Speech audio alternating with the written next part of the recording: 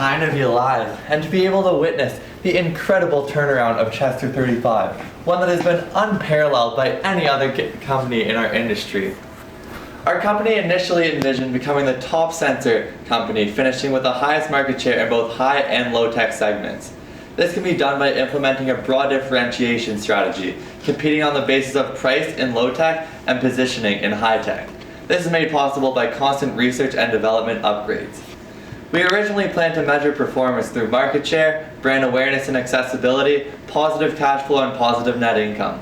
The scope of our business was to launch our first product in the high-tech market and focus largely on building high customer awareness early on before downgrading it considerably and moving it to the low-tech segment upon the introduction of a new, better, higher-tech product. We would then continue implementing new products as we saw fit to capture more of the market in both segments.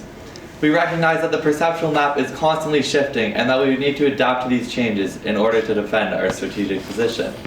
Furthermore, our research and development department would have to update and produce our sensors with cutting-edge performance, size, and mean time before failure to position our products as close to the leading boundary of the high-tech segment as possible, which would make them more appealing to customers and consistent with our strategy.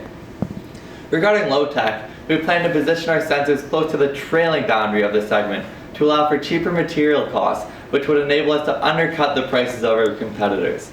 Through these methods, we would begin establishing a strong presence in both segments of the sensor industry, which would allow for Chester 35's long-term success. In terms of production, we plan to expand our capacity to meet the growing demands of our consumers.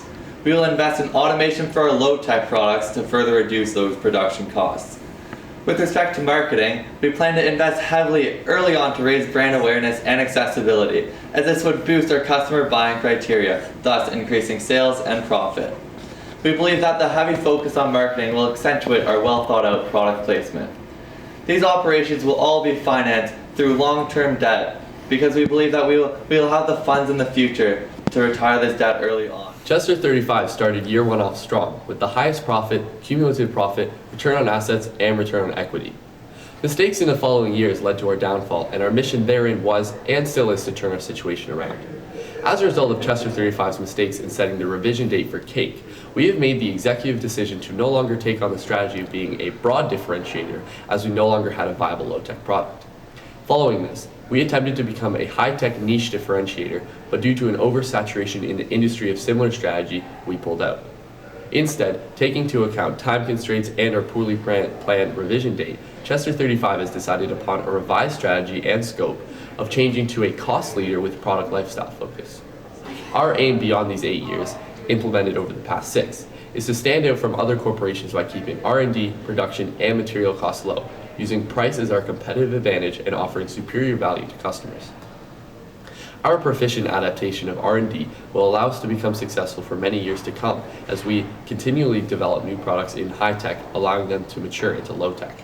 Crexa was our first product to demonstrate our product lifestyle focus as it transitioned from high-tech into low-tech. While maintaining our old strategy, one major competitive disadvantage that our company incurred was a lack of market share due to companies sharing similar strategies, as we currently only control 5.4% of the industry. This stemmed from our lack of customer awareness and accessibility, as well as our inability to meet the current buying criteria of existing customers.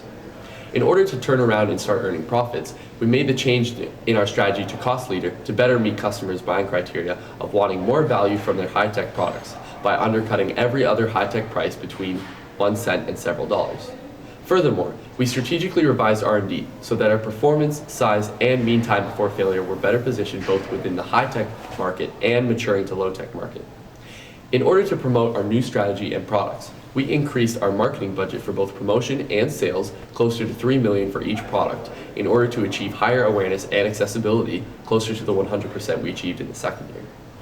Overall, as executive management team of Chester 35, we have decided to reduce our scope and play solely as a cost leader with a product lifestyle focus in order to achieve our much desired turnaround and become a strong player in the industry once again.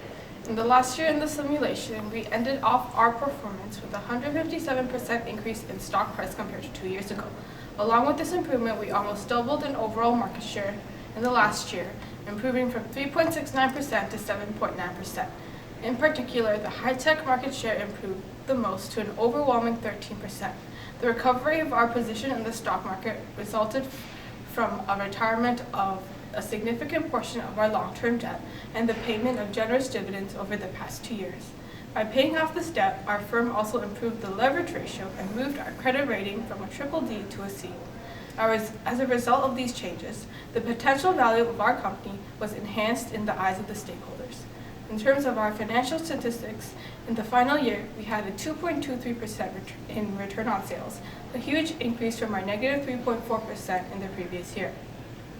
Our return on assets also increased by 10.4%, ending off with a value of 6%, and our return on equity figure ended at 18.33%. Although all these ratios ended below the industry average, we displayed the turnaround that our company is now coming out of.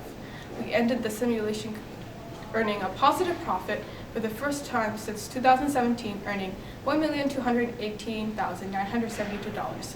This positive profit brought us closer to earning positive cumulative profit, moving us from negative $10 million to negative $9 million.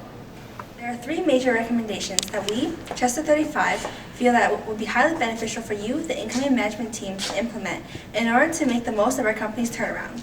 First, one major problem that our company faced was high costs, particularly because of our low cash balance and minimal retained earnings. Thus, the need to reduce fixed and variable costs such as material, labor, and administration led us to the recommendation that Chester 35 should focus on increasing investment into total quality management. The benefit of investing in TQM to reduce costs is the ability for us to better maintain our position of cost leader with a product lifestyle focus, as we can offer valuable lower prices while still maintaining a large profit margin. Our second recommendation going forward is to engage in product development, as we need to begin creating new high-tech products to sell to our current customers. Building our company's success on an emerging new generation of products that are strategically placed will optimize sales, as some of our older products like Crexo no longer offer a strong value proposition in specifications such as age. Our slightly older products that are not yet totally obsolete, which are Cinto and Cudmox, can be left to mature into the low-tech market because their specifications become undesirable within that market as well. The final piece of advice that we have to offer to the new management team is to follow in our footsteps and begin retiring as much long-term and short-term debt as possible. In our final year, we paid back $3.6 million, which instantly brought our credit rating from a triple-D to a C rating and reduced our interest expense, which is a vast improvement and something that we feel that the new management team could benefit from continuing to pursue. In addition, this is important for us at this stage, as this improved ratio will also help us to access funds needed to expand our capacity and company as a whole moving forward, because our past poor credit rating prevented us from borrowing further funds.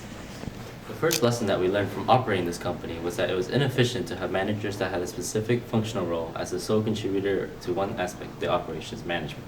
We have removed these specific functional roles so that each member is aware of what is going on in each section and that there is interdepartmental decision-making occurring. Another lesson that we learned was that in order to sell a lot of units and to be successful, the company must realize and respect the importance of the customer buying criteria. Key criteria such as having an appropriate age, performance, mean time before failure, high customer awareness, and accessibility are all measurements that directly contribute to market share and a higher dominance in the sensor industry. Had we known the importance of these key areas early on, our market share would have been higher and therefore our operations would have been more successful and less likely to drive us into the hole that we found ourselves in. The last lesson that we learned was how to better respond to changes in the market in order to create a competitive advantage. It is crucial to look at the foundation fast track to see what other competitors are doing and to anticipate these actions and determine an appropriate response. Furthermore, during the last couple of years, we have identified as a cost leader. In order to be a cost leader, we must lower prices while still offering exceptional value and specifications to the consumers by undercutting other industries' prices. We also want to have better forecasting metrics in order to stock out on all of our products and to maximize profits and minimize inventory storage expenses.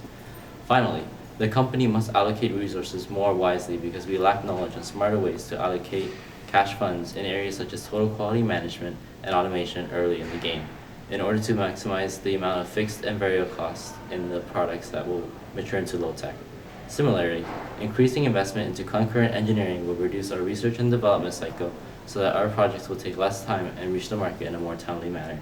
This will help us better maintain our position as a cost leader with a product lifestyle focus, as it can help us release cutting-edge, high-tech products faster relative to our competition. This is Chester 35 signing off. Good night and good luck.